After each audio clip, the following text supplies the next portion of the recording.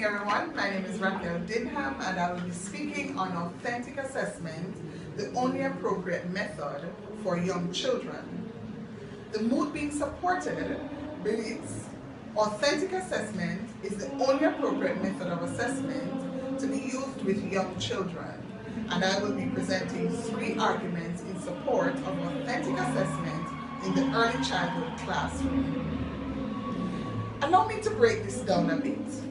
What comes to mind when you hear the words authentic and assessment, appropriate, early childhood, and classroom? One powerful definition found according to dictionary.com states that authentic is having an origin supported by unquestionable evidence, not false or copy, genuine, real.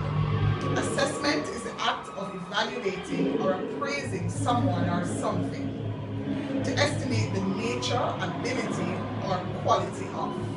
Very similar to us checking our clothes, jewelry, shoes, etc. for its originality. Appropriate means suitable or fitting for a particular purpose, person, or occasion. Early childhood, according to UNESCO, refers to the period from birth to 8 years old, and the classroom is any place where one learns or gains experience, according to dictionary.com. So what is authentic assessment?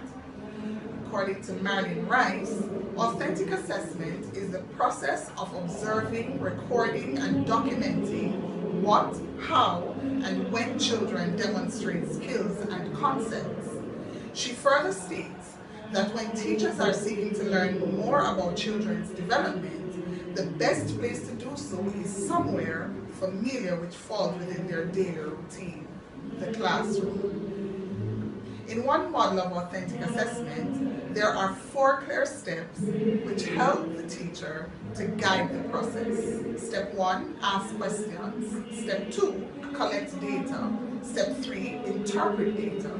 And step 4, take action. Each of these steps has specific questions that the teacher focuses on as the data is collected. So why use authentic assessment? 1, through observation and testing, it helps to capture the children's thinking and learning processes, which will assist the teacher to better understand each of her children and plan for them individually. 2, it drives curriculum and instruction. This means teachers regularly analyze student data to drive their daily instruction and long-term planning. And 3, it does not disrupt children's learning. Marlene Rice, it is completed throughout the children's regular daily routine. Let us look at these individually and draw some comparisons.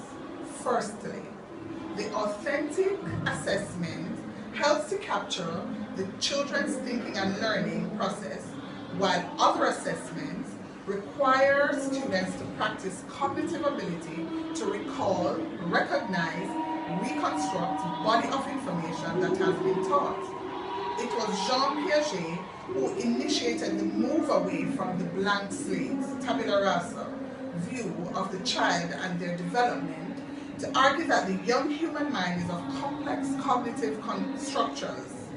Through his research, firstly on his children, he concluded that cognitive development proceeds through certain stages, each involving radically different cognitive schemes. Research studies have demonstrated that infants as early as 3 to 4 months old have the beginnings of useful knowledge, according to National Academy of Science.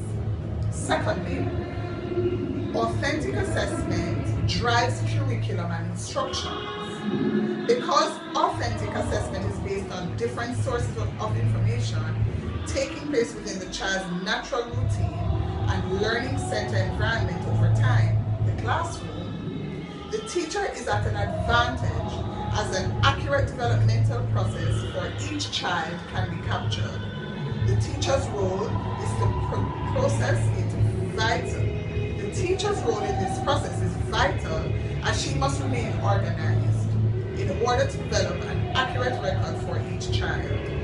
observations of the child and play over time gives room for the teacher to determine when to change playing materials and develop ideas that appeal to the child as she develops. And children are viewed from a strength-based perspective, with their individual qualities and interests being incorporated in this process. On a daily basis, the teacher is being assessed by this process to develop the environment of the child, selecting activities that provide clues about how to solve specific problems.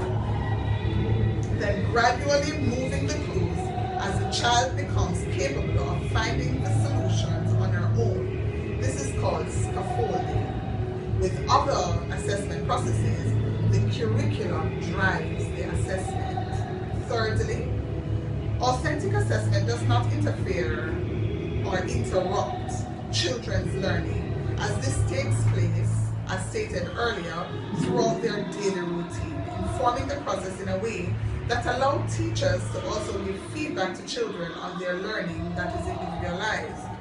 For example, as teachers participate in the activities with children at play, she will ask open-ended questions about what the child is doing. This encouragement of critical thinking on the part of the child may not be captured in a traditional assessment. The objectives of authentic